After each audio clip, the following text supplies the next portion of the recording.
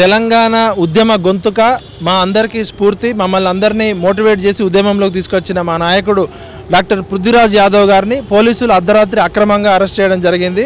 ఎటువంటి వారెంట్ లేకుండా అసలు నిన్న బంద్కు పిలిపించిన దానికి మా తెలంగాణ క్రాంతి దళకి ఎటువంటి సంబంధం లేదు.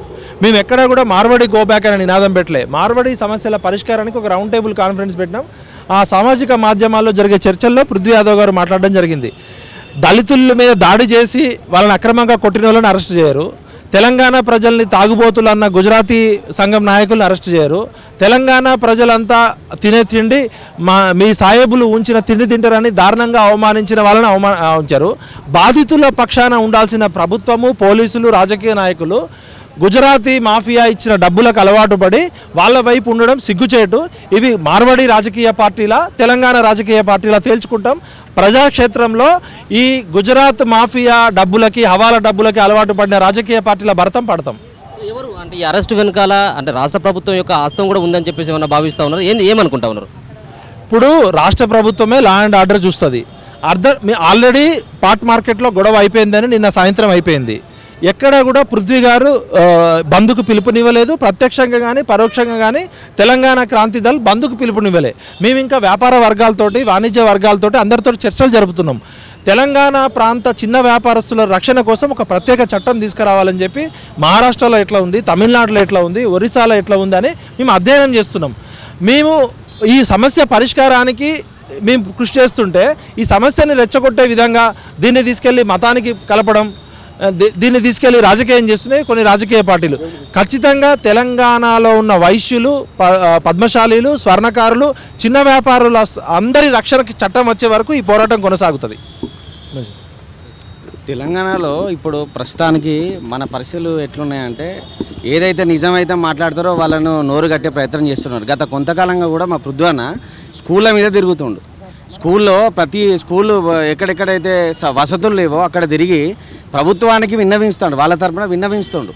ఏమని ఇక్కడ పరిస్థితులు బాగాలేవు, ఇక్కడ వీళ్ళకు మంచి సరైన ఫెసిలిటీస్ ఏర్పాటు చేయండి, ఇది మంచిగా ఉంటుంది, పిల్లల భవిష్యత్తు అంత విస్తీర్ణం అయిపోతుంది, పరిస్థితి మంచిగా లేవని ఇవన్నీ సాగుగా చూంచి ఇలా వాడు కొట్టినోడు మంచిగానే ఉన్నాడు, తిట్టినోడు మంచిగానే ఉన్నాడు, వాళ్ళు కాంప్రమైజ్ అయితే అయిపోయింది. మరి నేను రాత్రి అరెస్ట్ చేయాల్సిన అవసరం ఏమున్నది పృథ్వీను? దీని వెనకాల అంటే ప్రభుత్వాన్ని ప్రశ్నించినందుక, లేకపోతే ఇక అద్దా మనకి అంటే ఏదైనా లోపాలు వైఫల్యాలు ఉంటే ఎవరు మాట్లాడకూడదా తెలంగాణలో? ఏ అంశం మీద మాట్లాడకూడదా? ఈ రోజు పల్లెలలో, గ్రామాలలో, విలేజ్ అంటే ఒక గ్రామం అంటే కన్నతల్లి లాంటిది. అక్కడ వ్యాపారస్తులు, చిన్న వ్యాపారస్తులు ఏదైనా ఉద్దరవసద్దరి ఉంటే లోకల్లో ఉన్నటువంటి తెలిసిన వాళ్ళ దగ్గర పోయి తీసుకునే అవకాశం ఉంటుంది. ఇలా మారవాళ్ళ దగ్గర తీసుకుంటారు, ఎవరైనా పోయి ఎక్కడైనా ఉద్ధరించగలుగుతారా? అలాంటి చిన్న వ్యాపారస్తులను అక్కడ తొక్కేస్తారు.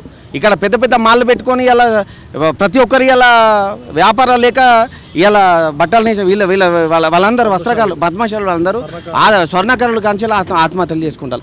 వాళ్ళ పరిస్థితి బాగలేదు. ఇవన్నీ అన్నందుకే దాన్ని ఒక సాకుగా చూంచి ఈ డిబేట్ కూడా జరిగే డిబేట్లో కూడా గత కొన్ని రోజుల నుంచి మాట్లాడే విషయం ఏంది, మా సంస్కృతిని మీరు, మా వాళ్ళని మీరు అవమానించద్దు, మా సంస్కృతిని దెబ్బతీయద్దు, మీరు వ్యాపారాలు చేసుకోండి, మీరు ఇక్కడ వచ్చి బతకండి. చాలామంది వచ్చి బతుకుతుండ్రు, ఇక్కడ వ్యాపారాలు చేసుకుంటుండ్రు, ఇక్కడ ఉపాధి ఇస్తారా ఇతరులైనా సెకండరీ తెలంగాణ వాళ్ళకు. కానీ మీరు వచ్చి ఇక్కడ వాళ్ళని అవమానపరిచి, ఇక్కడ వాళ్ళని మీరు అని, ఇక్కడ వాళ్ళ వ్యాపారాలు చేసుకుంటే, ఇక్కడ వాళ్ళ డబ్బు తినుకుంటా మీరు ఇక్కడ వండుకుంటా మీరు మా వాళ్ళని అంటే ఎట్లుంటుంది? తెలంగాణ ప్రజలు ఇప్పుడే మరి 100 ఏళ్ళ నుంచి ఎవరు అనలే కదా, అటువంటి విషయాలు అనలే కదా.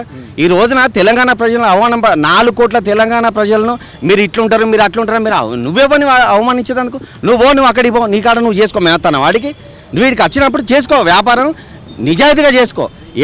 ఎక్కడ ఏ మార్కెట్లో అయినా కూడా ఎక్కడైనా మీరు వస్తువు కొనండి, GST కట్టే బిల్లు ఇస్తాడు మీకు ఎవరికన్నా, ఎక్కడైనా ఇవ్వగలుగుతాడా? కల్తీ వ్యాపారాలు వాళ్ళని వెళ్ళమని మేము అనట్లేదు, అన్న కూడా ఇక్కడ అనలేదు, పృథ్వన్న కూడా అక్కడ అనలేదు. వాళ్ళు చేసేది నిజాయితీగా చేయండి, మీరు మంచి వ్యాపారం చేసుకోండి, అందరితో కలిసిమెలిసి ఉండాలని చెప్తున్నాం మేము అంతా కలిసి. ఇవాళ ఒక అంశాన్ని పట్టుకొని దాన్ని సాగుగా చూసి రాత్రికి రాత్రి అరెస్ట్ వారెంట్ లేకుండా ఎవరినో ఒక వేరే నక్సలైట్నో లేకపోతే ఇంకెవరినో టెర్రరిస్ట్నో అరెస్ట్ చేసినట్టు చేస్తే ఇది ఎట్లా?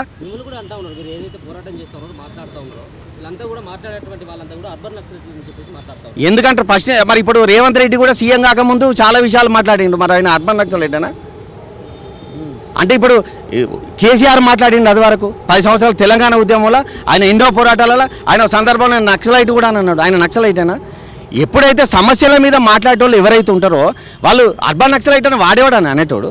ఇక్కడ మేధావులు వీళ్ళందరూ చదువుకున్న వాళ్ళు వాళ్ళందరూ తెలంగాణ ఉద్యమంలో ముచ్చర్ల సత్యనారాయణ గారు ఇప్పుడు కూడా మూలరాయి పునాది ఆయన వారసుడు ఈయన. తెలియదా అందరికీ? తెలంగాణ ఉద్యమం చేసే వాళ్ళు అందరి కళాకారులు వీళ్ళందరూ తెలియదా?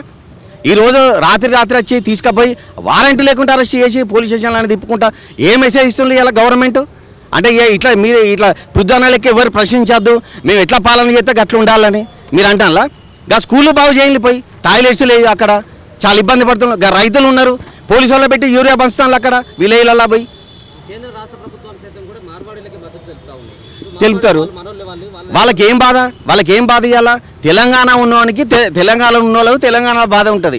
వాళ్ళకేం బాధ ఉంటుంది చెప్పండి? వాళ్ళకి ఏం అవసరం ఉంటుంది? ఇలా మేము ఒకటే అంటున్నాం, మీరు ఏదైనా ఉంటే చెప్పండి, ఇట్లా కాదు ఇట్లా అని చెప్పండి. అంతేగాని అక్రమంగా అరెస్టులు చేసి తిప్పుకుంటా ఈ స్టేషన్ ఆ స్టేషన్ తిప్పుకుంటా దానికి సంజాయిషీ లేదేం లేదు. మరి ఎక్కడికి ఏందనేది ఇంటికాడ ఆగమవుతారు కదా, కుటుంబం ఉంటుంది కదా అందరికీ. మీ ఇష్టమా? మీ ఇష్టం ఉన్నట్టు చేస్తారా? చేయండి, ఎట్లా 7 వరకు చేస్తారో చేయండి, మేము కూడా చూస్తాం. ఇక